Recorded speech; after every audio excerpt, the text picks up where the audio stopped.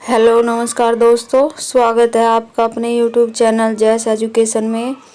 और फ्रेंड्स, हमने अपने अध्याय 25 तक कंप्लीट कर लिया था। आज हम करने वाले हैं अध्याय 26। नाम क्या है इसका? भारत में सांस्कृतिक विकास। और कब से कब तक माना गया है? 13वीं से 15वीं शताब्दी तक। 13वीं से 15वीं शताब्दी तक। तो आइए फ्रेंड्स, मेरे साथ शुरू करते हैं। सबसे पहले क्या दे रखा है कि 13वीं सदी के आरंभ में दिल्ली सल्तनत की स्थापना को भारत के सांस्कृतिक विकास में एक नए चरण के सूत्रपात का सूचक कहा जा सकता है। फिर आगे, भारत में आने वाले तुर्क विजेता अनपढ़ और बर्बर लोग नहीं थे। अपने मूल स्थान मध्य एशिया से 9वीं और 10वीं शताब्दी में पश्चिमी एशिया आकर उन्होंने उसी प्रकार इस्लाम को स्वीकार कर लिया था जिस प्रकार उसके पूर्व वहाँ से भारत आने वाले विजेताओं ने बौद्ध धर्म और हिंदू धर्म को स्वीकार कर लिया था। फिर उन्होंने उस क्षेत्र की संस्कृति को भी शीघ्रता से ग्रहण कर लिया था। मोरक्को और स्पेन से लेकर ईरान और उसके आसपास तक फैली इस्लाम की अरबी फारसी संस्कृति उन दिनों अपने शिखर पर थी। फिर इस क्षेत्र के लोग विज्ञान, नौ मार्गदर्शन और साहित्य के क्षेत्र में उत्कृष्ट योगदान दिया था। लोगों ने फिर इधर भारतीयों के अपने प्रबल धार्मिक विश्वास, कला, स्थापत्य, साहित्य के संबंध में अपने दृढ़ विचार थे। फिर जब इन दोनों पारस्परिक अंतःक्रिया इन दोनों की आरंभ हुई तो अंत में वह एक नई और समृद्ध संस्कृति के विकास में अत्यंत सहायक सिद्ध हुई। फिर कुमार कंपन की पत्नी को गंगा देवी ने अपने पति द्वारा मदुरा विजय का अत्यंत ही सजीव वर्णन अपने ग्रंथ किसमें मदुरा विजय में किया है। कुमार कंपन हिंदू धर्म की रक्षा के लिए प्रतिबद्ध था, इसलिए उसने वेद मार्ग प्रतिष्ठापक की उपाधि धारण की थी। उसने तेलुगु साहित्य को प्रोत्साहन दिया। बुक्का प्रथम ने वेदों के प्रसिद्ध भविष्यकार सायणाचार्य को आश्रय दिया। फिर क्या? स्थापत्य आरंभ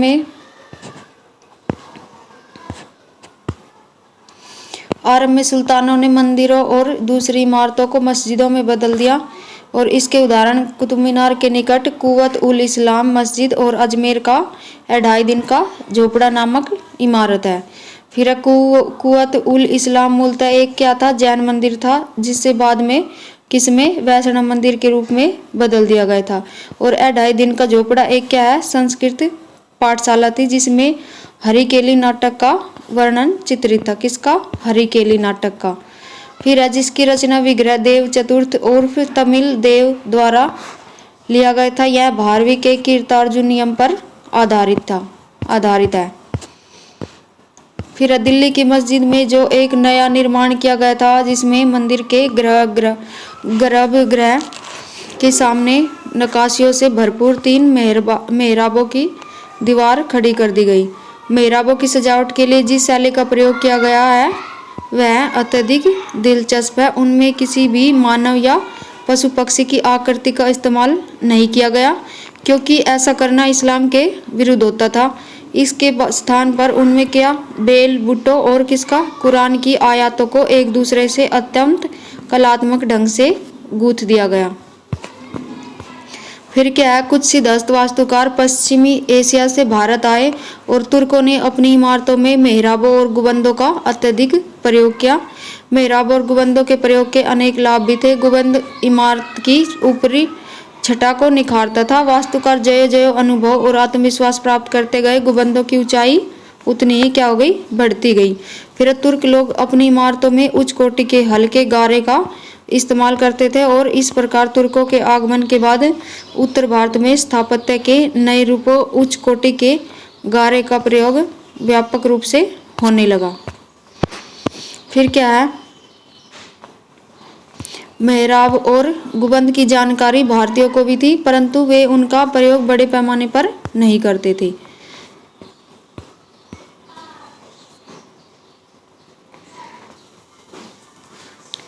फिर क्या है? तुर्क शासकों ने अपनी इमारत, गुंबद और मेहराब पद्धति तथा लिंटल और सैतीर, किसमें लिंटर और सैतीर पद्धति दोनों का प्रयोग किया है।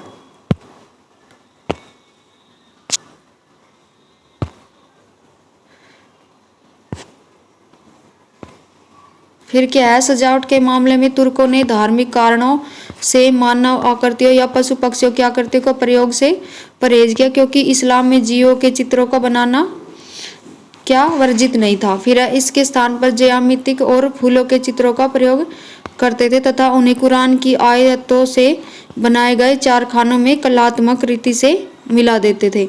इस प्रकार अरबी लिपि स्वयं में एक क्या थी, एक कलाकृति बन गई थी। फिर इन सजावटी युक्तियों के संयोग को क्या बोलते थे, अरबस्क कहा जाता था। फिर क्या है आगे, बलुई पत्थरों का इस्तेमाल कर तुर्कों ने अपनी इमारतों को अलग अलग रंगों की छटा भी प्रदान की। सजावट के लिए पीले बलुई पत्थर और किसका, संगमरमर का इस्तेमाल किया गया ताकि लाल बलुई पत्थरों का रंग निखर कर सामने आए। और क्या था, तुर्कों द्वारा 13वीं सदी में सुंदर और महत्वपूर्ण निर्माण किसका, कुतुब मीनार का किया। किसने करवाए थे, कुतुबुद्दीन ऐबक ने बनवाया था।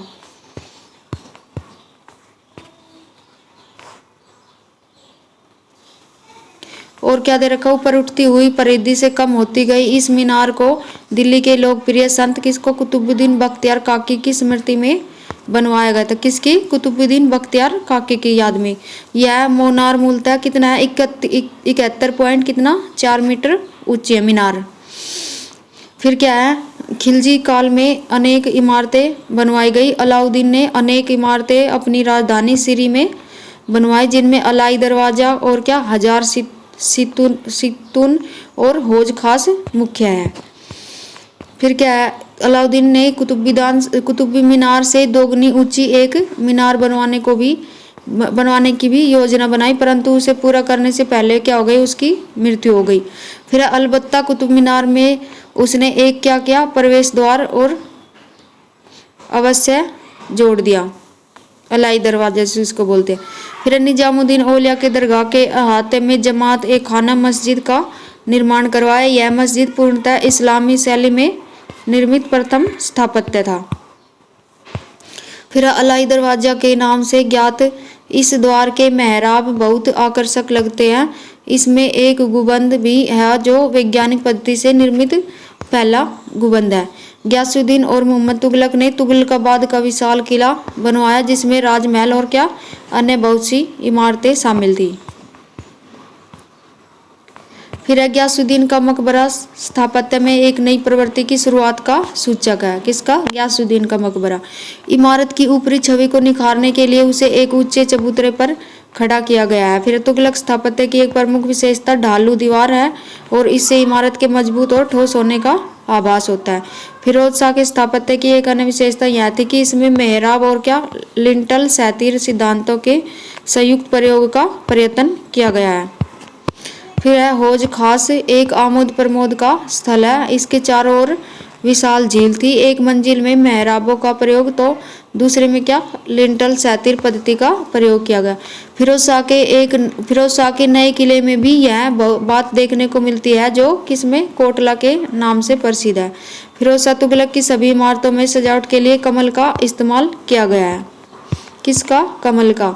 फिर खाने जहां तेलंगानी का मकबरा फिरोज तुगलक के काल की महत्वपूर्ण अष्टभुजाकार इमारत है। यह मकबरा यरूशलेम के डोम ऑफ द रॉक जैसा लगता है। फिर मेहराबों का प्रचलन बलबन के मकबरे में पहली बार हुआ था और शुद्ध इस्लामिक पद्धति पर आधारित यह भारत का पहला मकबरा है। कौन, किसका, बलबन का मकबरा। फिर इस काल तक भारत में स्थापत्य की अपनी एक अलग शैली विकसित हो चुकी थी, जिसमें तुर्कों द्वारा अपने साथ लाई गई अनेक युक्तियां देसी पद्धतियों के साथ सुंदर संयोग किया गया था। लोदियों के स्थापत्य परंपरा में मेहराबों और लिंटल सैतीर दोनों का प्रयोग हुआ है। लोदियों ने एक और तरीका अपनाया कि उन्होंने अपनी इमारतें विशेषकर मकबरे ऊंचे चबूतरे पर खड़ी की, जिससे वे देखने में बड़ी लगती थी और ऊपर से उसकी सुंदरता भी उभरती है।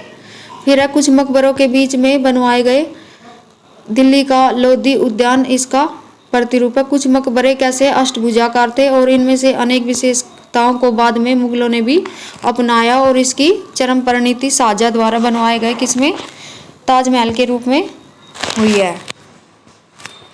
फिर क्या है सूफी सिलसिला। इस समय के आसपास सूफी 12 पंथों या सिलसिलों में संगठित थे।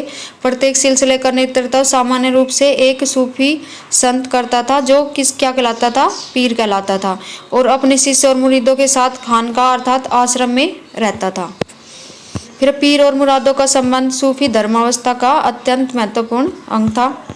फिर सूफी संप्रदाय में सूफी संतों द्वारा उर्दू भाषा का जन्म और फिर बासरा बेसरा इस्लामी कानून के समर्थक, इस्लामी कानून से मुक्त, इसमें 4 भागों में बांट दिया आगे इसको, चिश्ती सिलसिला, सुहारवर्दी सिलसिला और कादिरी और क्या है नक्शबंदी। फिर इनको भी अलग अलग उसमें बांट दिया। भारतीय संस्थापक ख्वाजा मुइनुद्दीन चिश्ती था इसका, और इसका कौन था साबुद्दीन वर्दी, और कौन शेख इसका कौन है कादिरी का शेख अब्दुल कादिर जिलानी, और इस नक्शबंदी का भारतीय प्रचारक ख्वाजा मोहम्मद बकी बिल्ला बेरंग। फिर इसको ख्वाजा मुइनुद्दीन चिश्ती का आगे जाके कितने भागों में बांटा इन्होंने, दक्षिणी भारत और उत्तर भारत। फिर दक्षिणी भारत को बुहरान और गेसदू राज में, और उत्तर भारत को कितने में 5 भागों में, ख्वाजा बख्तियार काकी, बाबा फरीद, हजरत निजामुद्दीन औलिया, हजरत अलाउद्दीन साबिर, नासिरुद्दीन चिरागे देहलवी। फिर इनको भी आगे जाके और इस सूफियों के संत संगठन और उनके कुछ आचारों जैसे तप, उपवास, प्राणायाम आदि के मूल में कुछ विद्वान बौद्ध और कौन थे हिंदू यौगिक प्रभाव की प्रेरणा मानते हैं। इस्लाम के उदय के पूर्व बौद्ध धर्म मध्य एशिया में व्यापक रूप से प्रचलित था। और क्या है ईश्वर, आत्मा, भौतिक तत्वों के पारस्परिक संबंधों के विषय में सूफियों और हिंदू योगियों व रहस्यवादियों के विचारों में बहुत सी समानताएं थी।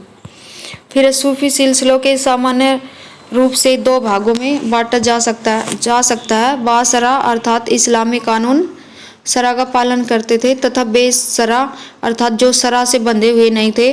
बासरा सिलसिलों का अनुपालन घुमक्कड़ संत अधिक करते थे।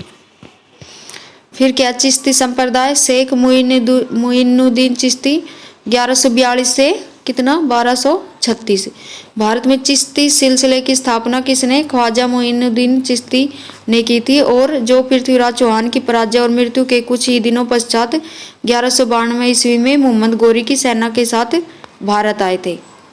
फिर ये ख्वाजा उस्मान हारूनी के मुरीद थे। शेख मुइनुद्दीन चिश्ती की मृत्यु 1236 में हो गई। इनके मुरीदों में बख्तियार काकी और इनके मुरीद फरीदुद्दीन गंज ए सकर शामिल थे। फिर है कुतुबुद्दीन बख्तियार काकी 1186 से 1236 ईस्वी। बख्तियार काकी का जन्म 1186 ईस्वी में कहाँ पर फरगना में हुआ था, और बख्तियार काकी सुल्तान इल्तुतमिश के शासनकाल में भारत आए थे। इल्तुतमिश इनका बहुत सम्मान करता था। इन्होंने दिल्ली को अपना आधार बनाया। फिर हमीदुन नागौरी, मुइनुद्दीन चिश्ती ने इन्हें सुल्तान तारिकीन की उपाधि दी थी, जिसका अर्थ क्या था सन्यासियों का सुल्तान, और ये मुइनुद्दीन चिश्ती के शिष्य थे। इनका केंद्र क्या था राजस्थान में नागौर था। फिर है फरीदुद्दीन गंज ए सकर 1173 से 1265 ईस्वी।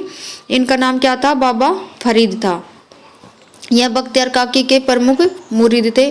फरीदुद्दीन की गतिविधियों के केंद्र हासी और अजोधन थे। सिख धर्म के संस्थापक कौन, गुरु नानक भी बाबा फरीद से बहुत प्रभावित थे।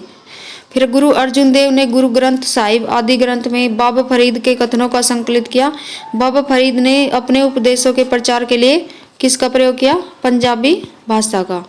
फिर निजामुद्दीन औलिया 1265 से 1325 ईस्वी। चिश्ती संतों में सबसे प्रसिद्ध है ये, और नासिरुद्दीन चिरागे देहलवी था। ये दोनों थे कौन, निजामुद्दीन औलिया और नासिरुद्दीन चिरागे देहलवी। फिर निजामुद्दीन औलिया का जन्म कहा बंदायूं में 1236 में हुआ था।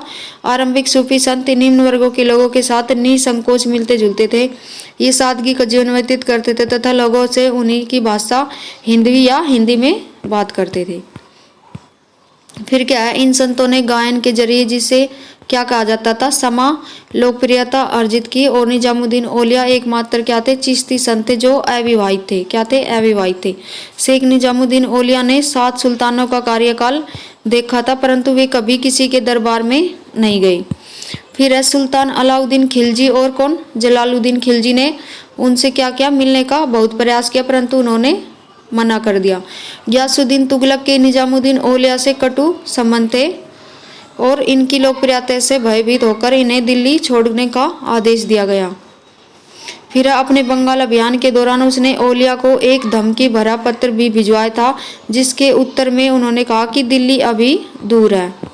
ये क्वेश्चन कई बार पूछा हुआ है, ये किसने कहा था, दिल्ली अभी दूर है, निजामुद्दीन औलिया ने। फिर है उन्हें महबूब ए इलाही सुल्तान उल औलिया भी कहा जाता है। निजामुद्दीन औलिया ने सुलह ए कुल का सिद्धांत प्रतिपादित किया था। चिश्ती संत मुक्त रूप से हिंदू और जैन योगियों से मिलते थे एवं विभिन्न विषयों पर, विशेषकर योगाभ्यासों पर उनसे बातचीत करते थे।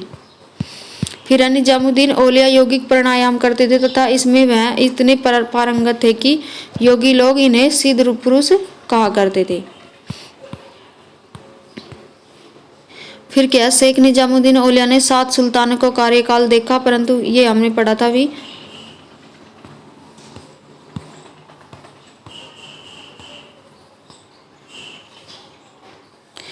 अमीर खुसरो निजामुद्दीन औलिया का क्या था, प्रिय शिष्य था। अपने गुरु की मृत्यु के दूसरे दिन ही उसने भी प्राण त्याग दिए। किसने, अमीर खुसरो ने। उसे निजामुद्दीन औलिया के कब्र के पास दफनाया गया। फिर शेख सिराजुद्दीन उस्मानी निजामुद्दीन औलिया ने उन्हें आईना ए हिंद भारत दर्पण की उपाधि प्रदान की। उन्होंने अखीर सिराज भाई भी कहा जाता था। और क्या है, शेख बुरहानुद्दीन गरीब, शेख बुरहानुद्दीन गरीब निजामुद्दीन औलिया के क्या थे, शिष्य थे। राजधानी दिल्ली से दौलताबाद परिवर्तन के समय सुल्तान मोहम्मद बिन तुगलक ने इन्हें दौलताबाद जाने के लिए बाध्य किया। दक्षिण भारत में चिश्तिया संप्रदाय की नींव शेख बुरहानुद्दीन ने ही रखी थी। फिर क्या, शेख नासिरुद्दीन चिराग ए देहलवी मोहम्मद बिन तुगलक की सिंधु यात्रा के समय नासिरुद्दीन चिराग ए देहलवी उसके क्या थे, साथ थे। इन्होंने तौहीद ए वजीदी की रचना की थी। और क्या था, खैर उल मजलिस इनके कथनों का संग्रह है। फिर है ख्वाजा सैयद मोहम्मद गैसुदर्राज, इन्होंने क्या, बहमनी राज्य की स्थापना के बाद कर्नाटक में गुलबर्गा को शिक्षा का केंद्र बनाया और स्थायी रूप से यहाँ बस गए। कौन, ख्वाजा सैयद गैसुदर्राज। फिर दुखियों और दरिद्रों के प्रति प्रेम और मानव अधिकारों की रक्षा करने के कारण उन्हें क्या, बंदा नवाज की उपाधि प्राप्त थी। बड़े बालों के कारण इन्हें क्या बोलते थे, गैसुदर्राज बोला जाता था। फिर शेख सलीम चिश्ती, शेख सलीम चिश्ती चिश्तिया शाखा के कौन थे, अंतिम उल्लेखनीय संत थे।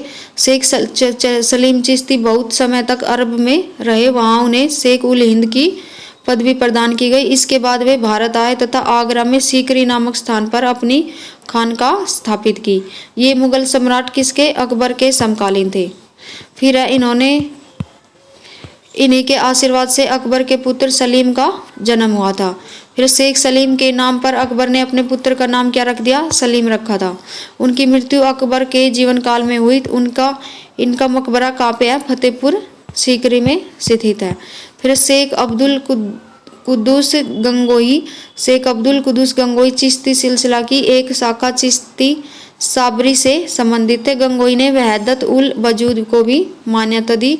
वे नाथ योगियों के सर्वेश्वरवादी सिद्धांत को मानते थे।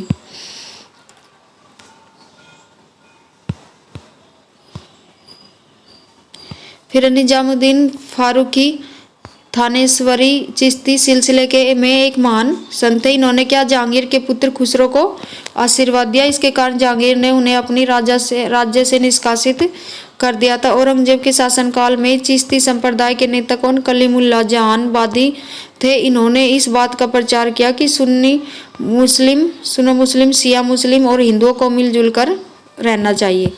फिर सुहारवादी संप्रदाय चिश्ती संप्रदाय के बाद भारत में दूसरा सर्वाधिक लोकप्रिय संप्रदाय है ये, और इस संप्रदाय का मुख्यालय क्या था, मुल्तान में था। इस शाखा के संस्थापक कौन, शेख जियाउद्दीन थे, जो क्या थे, गजाली के समकालीन थे ये, और क्या थे, उच्च कोटि के विद्वान थे। फिर शेख बहाउद्दीन जकारिया सर्वप्रथम सुहारवर्दी शाखा का प्रचार बहाउद्दीन जकारिया ने किया था, और इल्तुतमिश ने उन्हें क्या, शेख उल इस्लाम का पद दिया था। फिर सैयद जलालुद्दीन जहांगशत, इन्होंने 36 बार मक्का की यात्रा की, इसलिए इन्हें क्या बोलते हैं, जहानिया जहांगशत की उपाधि प्रदान की। और फिरोज शाह तुगलक ने इनके व्यक्तिगत संबंध थे उससे, फिरोज शाह तुगलक से, और कि फिरोज शाह तुगलक की राजस्व नीति को प्रभावित किया था। फिरोज शाह तुगलक ने इन्हें क्या, शेख उल इस्लाम के पद से नियुक्त किया। फिर कौन है, फिरदौसिया संप्रदाय। फिरदौसिया सिलसिला सुहारवर्दी सिलसिले की एक शाखा थी। इसकी स्थापना किसने की, शेख बदरुद्दीन समरकंदी ने बिहार के राजगीर में की थी। इस सिलसिले की सबसे प्रसिद्ध संत कौन थे, सरफरुद्दीन यहाँ मनेरी थे, और शेख यहाँ ने अपने मकतूबा बता में वहदत उल वजूद के सिद्धांत को इस्लामी कानून के निकट लाने की चेष्टा की थी। मनेरी के बाद फिरदौसी संप्रदाय में शेख हुसैन बल्खी प्रसिद्ध संत हुए। इनका प्रमुख केंद्र क्या था, बिहार में था। फिर सुहारवर्दी शाखा के एक संत कौन, बाबा फखरुद्दीन थे, जिन्होंने पेनुकोंडा के राजा तथा प्रजा दोनों को दीक्षित किया था। फिर कादिरी संप्रदाय। इस संप्रदाय की पहुंच पंजाब, सिंध, दक्कन और दक्कन क्षेत्रों में थी। कादिरी शाखा के अनुयायी गाने और बजाने के विरोधी थे तथा हरे रंग की पगड़ी बांधते थे, उसमें लाल गुलाब का फूल लगाते थे। फिर मुगल शासक शाहजहां का पुत्र कौन, दारा शिकोह इसी सिलसिले का अनुयायी था। इस शाखा के संस्थापक शेख मोइनुद्दीन कादिर जिलानी थे। ये अबू सईद मुबारक के मुरीद थे। भारत में इस शाखा का सर्वप्रथम प्रचार किसने, शाह नियामतुल्लाह व मखदूम जिलानी ने 15वीं शताब्दी में किया था।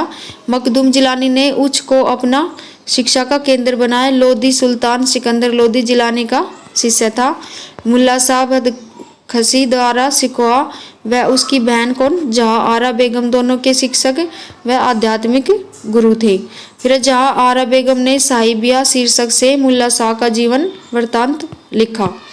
फिर दारा शिकोह कादिरी संप्रदाय का अनुयायी था। सर्वप्रथम वह मियां मीर का शिष्य बना, किंतु बाद में वास्तविक रूप से मुल्ला शाह बदखसी की शिष्यता ग्रहण कर ली। उसने शेखिया अतुल ओलिया नाम से मियां मीर की जीवन कथा लिखी। मियां मीर ने स्वर्ण मंदिर की नींव रखी थी। फिर क्या है, नक्शबंदी संप्रदाय। इस सिलसिले के संत कौन, संगीत के विरोधी थे। मुगल वंश से इस शाखा का संबंध बाबर से आरंभ हुआ।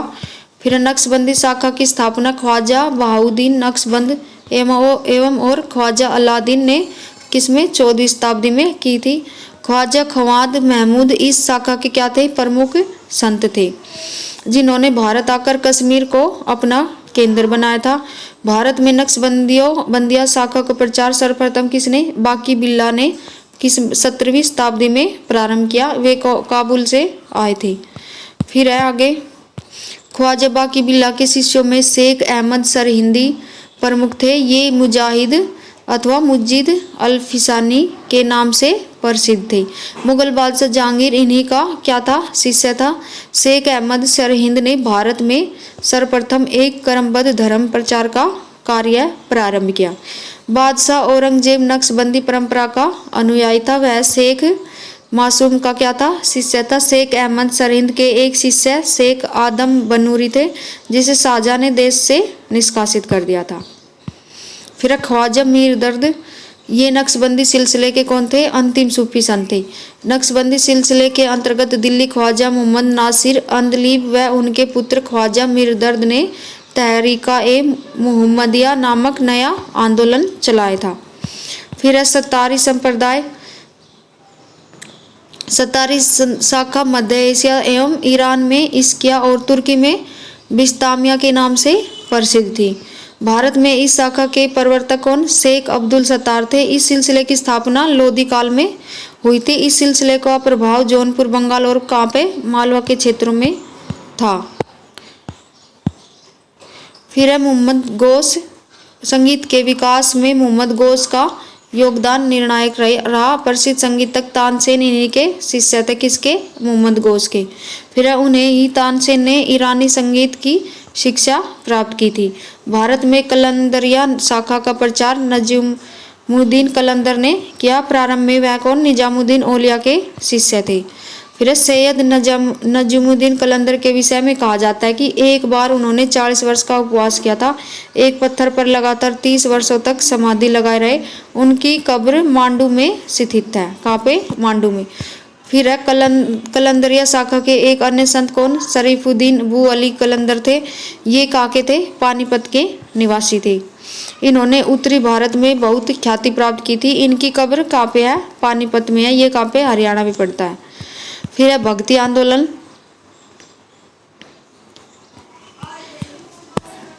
भक्ति आंदोलन में दक्षिण भारत में भक्ति आंदोलन विष्णु भक्त, शिव भक्त, फिर है अलवार संत और इसके नयनार संत। अलवार संत में कितने भागों में बटा? 4 भागों में। नमालवार, मधुर कवि, अंडाल और कुलशेखर। फिर आगे नयनार संत को 4 भागों में। निरुन्नबुक्करसु, तिरुज्ञान, सुंदरमूर्ति, मणिक, वाच्यकर। फिर भक्ति का वास्तविक विकास कब हुआ था? 7वीं और 12वीं सदियों के मध्य दक्षिण भारत में हुआ। कहाँ पे हुआ? दक्षिण भारत में हुआ। शैव नयनारों और वैष्णव अलवारों ने बौद्ध और जैन धर्म की तपश्चर्या की शिक्षा को अस्वीकार कर मोक्ष के मार्ग के रूप में ईश्वर के प्रति व्यक्तिगत भक्ति का उपदेश दिया। उन्होंने जाति प्रथा को अस्वीकार कर दिया तथा स्थानीय भाषाओं का उपयोग कर ईश्वर के प्रति व्यक्तिगत प्रेम व भक्ति का संदेश दक्षिण भारत के विभिन्न भागों में फैलाया। भक्ति संतों द्वारा अपने संदेश के संप्रेषण के लिए स्थानीय भाषाओं का प्रयोग दक्षिण भारत में भक्ति के त्वरित प्रचार प्रसार में सहायक हुआ। फिर क्या है? अलवार और नयनार।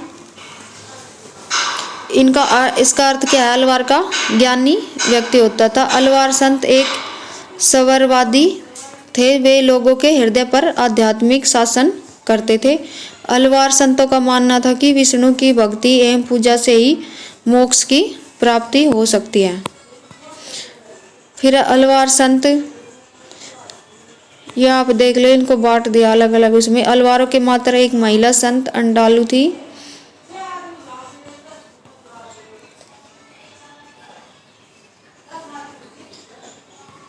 फिर है शंकराचार्य। 788 से 820 ईस्वी। जन्म स्थल 788 में केरल के अलवर नदी के तटवर्ती ग्राम कलादी में हुआ और 820 ईस्वी को बद्रीनाथ में इनकी मृत्यु हो गई। माता का नाम आर्यांबा सुभद्रा और उपाधि किसकी? परमहंस की। पिता का नाम क्या था? शिव गुरु। और प्रथम गुरु कौन थे? गोविंद योगी। और जीवनीकार आनंद गिरी। दार्शनिक मत अद्वैतवाद। दक्षिण भारत के धार्मिक जीवन हेतु नव ब्राह्मण धर्म की स्थापना की थी और जिसके विकास में शंकराचार्य का क्या था? महत्वपूर्ण योगदान था। नव ब्राह्मण धर्म के विकास ने जैन और बौद्ध धर्म के प्रभाव को कम किया तथा शैव और वैष्णव धर्म को अधिक शक्तिशाली बनाया। फिर क्या है? परिणाम स्वरूप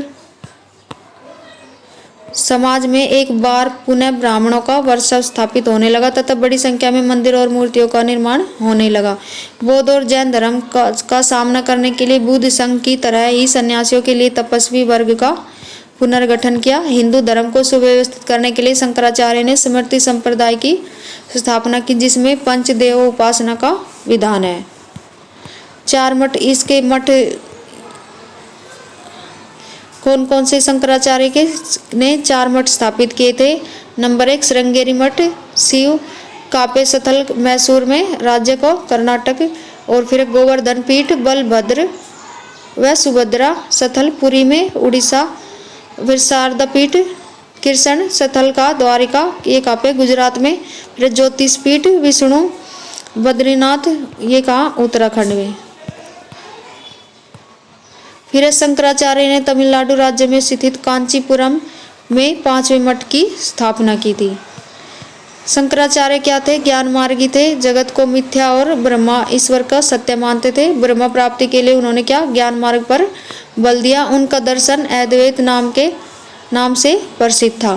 फिर प्रमुख रचनाएं कौन सी थी? ब्रह्मसूत्र भाष्य, गीता भाष्य, उपदेश शासी, प्रपन्नव, सारतंत्र तथा मरीसा पंच प्रमुख है।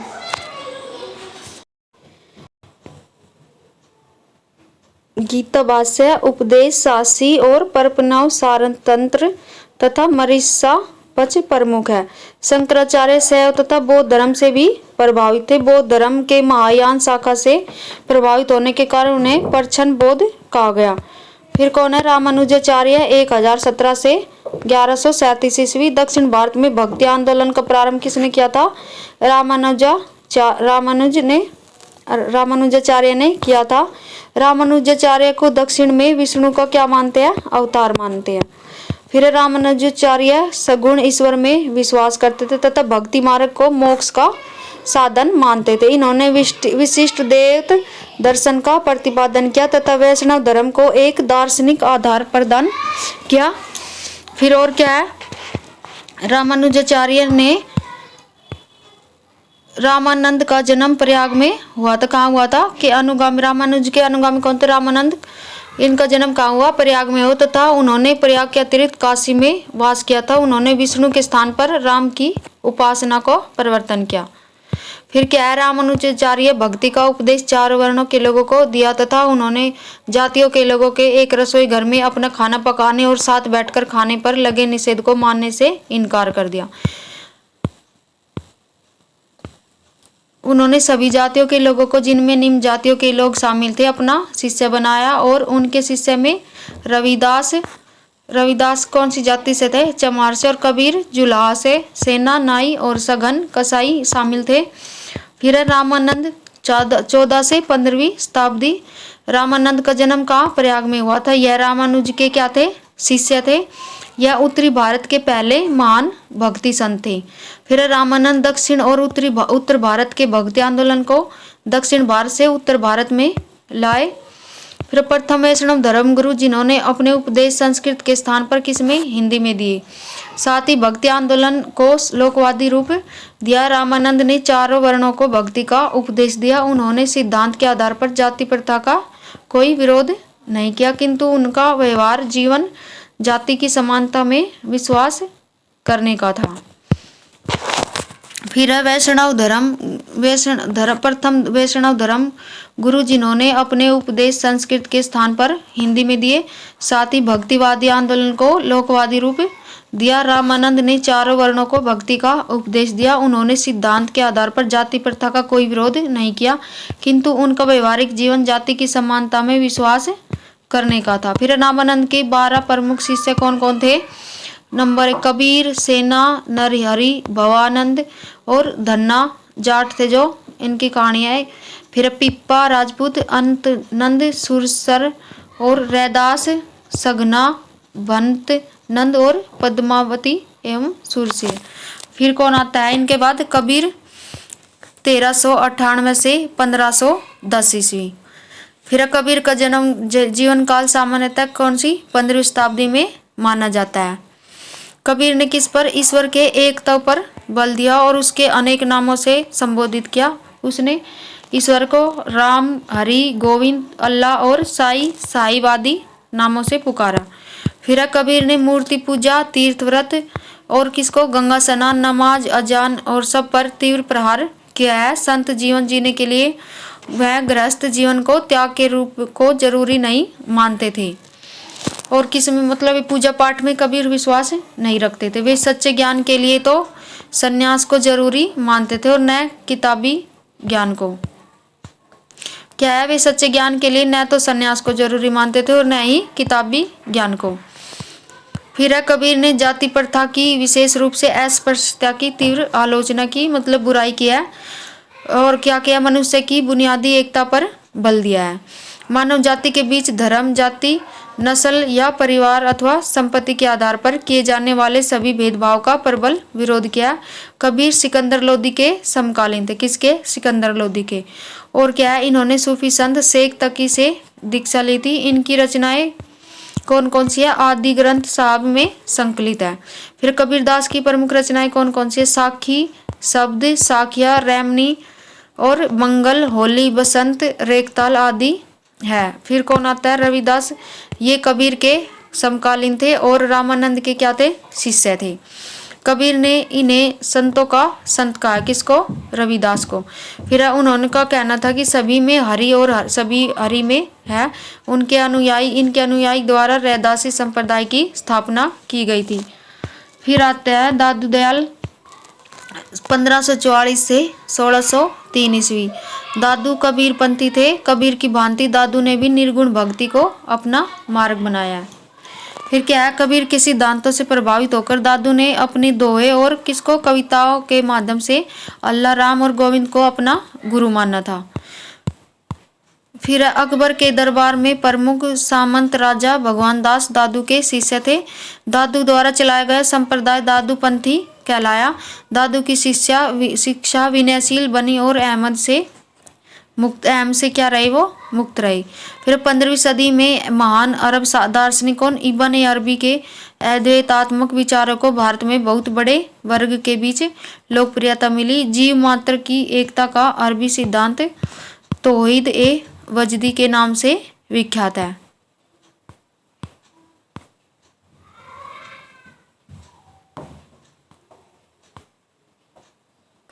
फिर क्या है? हिंदी भजनों के प्रयोग इनमें इतना लोकप्रिय हो गया था कि अब्दुल वहीद बिलग्रामी नामक एक प्रसिद्ध सूफी विचारक ने हकीक ए हिंदी शीर्षक से एक क्या पुस्तक लिख डाली। फिर कौन आता? गुरु नानक आते हैं। कब से कब तक? 1469 से 1539 ईस्वी। इनका जन्म कहाँ होता है?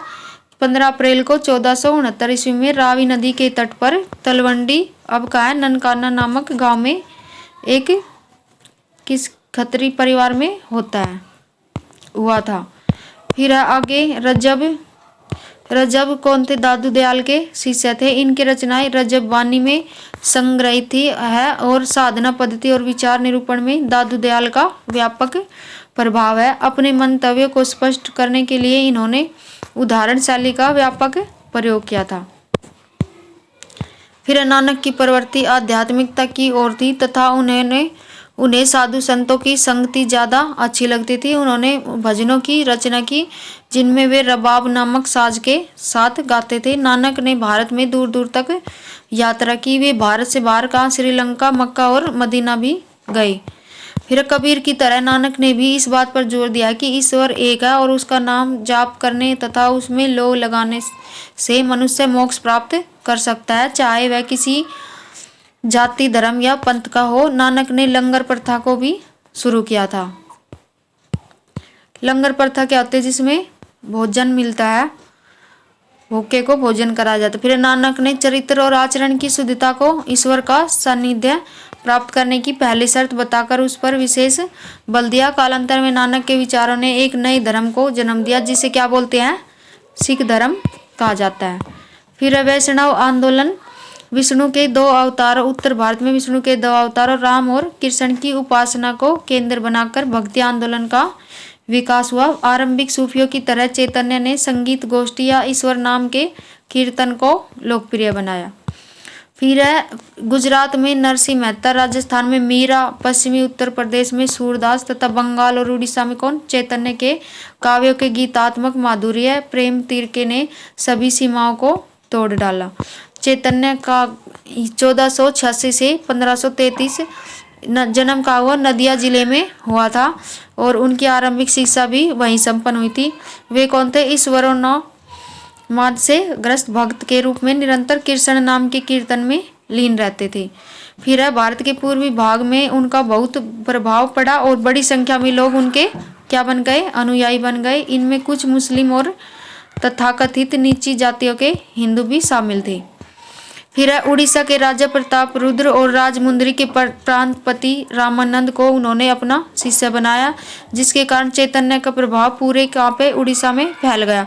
चैतन्य प्रभु ने गोसाई संघ की स्थापना की थी और उनके दार्शनिक सिद्धांत को अचिंत्य भेदाभेद के नाम से जाना जाता है। इन्होंने कीर्तन द्वारा भक्ति की नींव डाली। फिर है 16वीं शताब्दी के उत्तरार्ध में कविराज कृष्णदास द्वारा लिखित ग्रंथ चैतन्य चरित में उनके जीवन का चरित्र का वर्णन है। और इसके समय बंगाल का शासक कौन, अलाउद्दीन हुसैन शाह था। इन्होंने बंगाल में वैष्णव धर्म की स्थापना की। फिर निम्बकाचार्य 12वीं शताब्दी, ये सगुण भक्ति के समर्थक थे। वे कृष्ण और शंकर का अवतार मानते थे कृष्ण को। फिर द्वैतवाद और अद्वैतवाद दोनों सिद्धांत को अपने मत में स्थान देने के कारण इनके क्या दर्शन को द्वैतवाद कहा गया। फिर क्या है, इनके संप्रदान सनक या सनकवादी संप्रदान के नाम से विख्यात है संप्रदाय। फिर जिसका मूल उद्देश्य क्या है, राधा कृष्ण की उपासना थी। निम्बकाचार्य को सुदर्शन चक्र का अवतार माना जाता है। फिर इनके बाद आते हैं माधवाचार्य 1199 से 1278 ईस्वी। माधवाचार्य ने शंकराचार्य के अद्वैतवाद और रामानुजाचार्य के विशिष्ट द्वैतवाद का खंडन किया है। फिर अद्वैतवाद मत का प्रचार किया और उन्होंने वेदांत के निर्गुण ब्रह्मा के स्थान पर विष्णु की प्रतिष्ठा स्थापित की थी। उनका मत था कि मोक्ष के लिए 3 मार्ग कर्म, ज्ञान और भक्ति अपने में पूर्ण न होकर एक दूसरे के पूरक है। फिर क्या है, उनका मत था कि हमने पढ़ा उन्होंने ईश्वर की एकता में आस्था रखते हुए हरि, विष्णु, नारायण सभी को एक ही ईश्वर का रूप माना है। इनका संप्रदाय ब्रह्मा संप्रदाय था। इन्होंने साधना के लिए गुरु की महिमा पर विशेष बल दिया है। फिर कौन आता है, सूरदास 1478 से सूरदास आते हैं 1478 से 1583 ईस्वी। ये भक्ति आंदोलन की सगुण धारा के कृष्ण मार्गी शाखा के प्रमुख संत थे। फिर है, इनके इष्ट देव श्री कृष्ण थे तथा उन्हीं की भक्ति में लीन रहना अपना परम कर्तव्य समझते थे। सूरदास वल्लभाचार्य के शिष्य थे। किसके शिष्य थे, वल्लभाचार्य के। और वल्लभाचार्य की प्रेरणा से इन्होंने क्या, श्रीमद् भागवत गीता के आधार पर कृष्ण लीला को अपनी रचनाओं का आधार बनाया। सूरदास ने वल्लभाचार्य से वल्लभ संप्रदाय में दीक्षा ग्रहण की थी और सूरदास को पुष्टि मार्ग का क्या कहा गया, जहाज कहा गया। सूरदास की प्रमुख रचनाएं कौन सी है, सुरसरावली और साहित्य लहरी तथा सुरसागर प्रमुख है। इनकी भाषा कौन सी थी, ब्रज। फिर है वल्लभाचार्य 1479 से 1531 ईस्वी। वेदांत दर्शन का प्रतिपादन कई विचारकों ने किया था, लेकिन जिस व्यक्ति ने संत कवियों को संभवतः सबसे अधिक प्रभावित किया वो कौन थे, वल्लभाचार्य थे।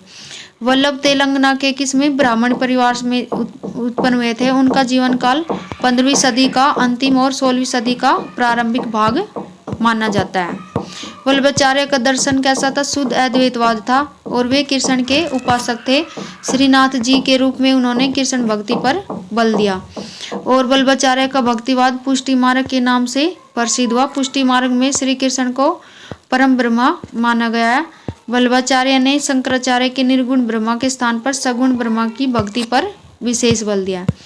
वल्लभाचार्य के दर्शन को पूर्व का आनंद कहा जाता है और वल्लभाचार्य अष्ट छाप के प्रवर्तक माने जाते हैं। वल्लभाचार्य के पुत्र कौन, विठलनाथ ने कृष्ण भक्ति को अत्यधिक लोकप्रिय बताया था। फिर कौन है, आते तुलसीदास 1532 से 1623 ईस्वी। तुलसीदास को शैव और वैष्णव धर्म के बीच एकता स्थापित करने का श्रेय दिया जाता है।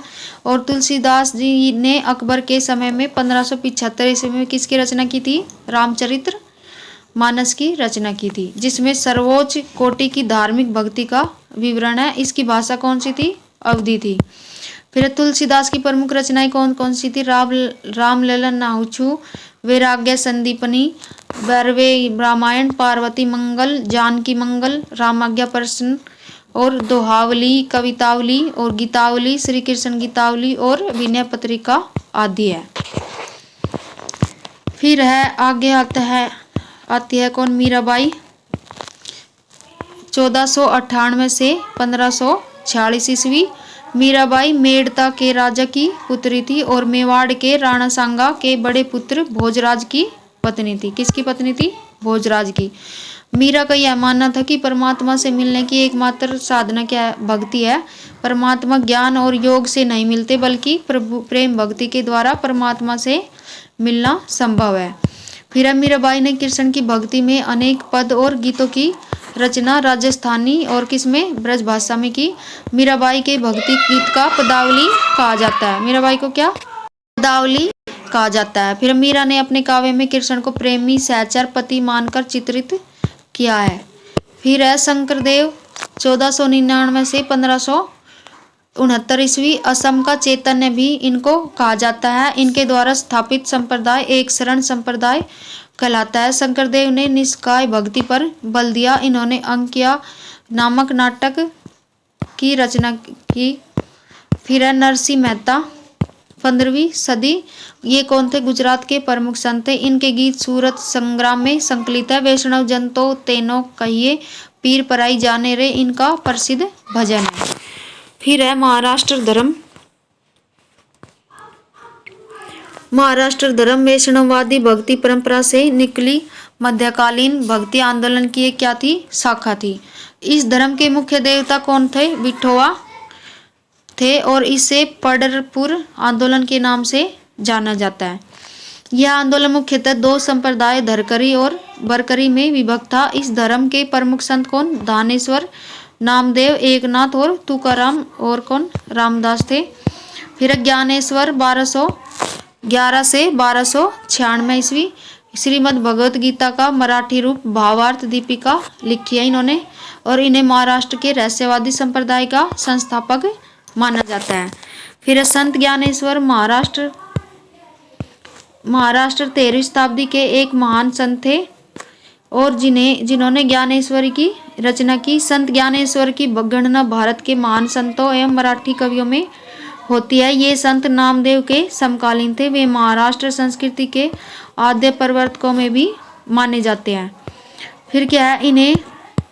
इन्हें सांप सीढ़ी के खेल की उत्पत्ति की थी। इन्होंने ज्ञानेश्वर ने अमृतानुभव तथा चंग प्रशस्ति की भी रचना की थी। इन्हें गुरु गोरखनाथ की नाथ योगी शिष्य परंपरा में सम्मिलित किया जाता है।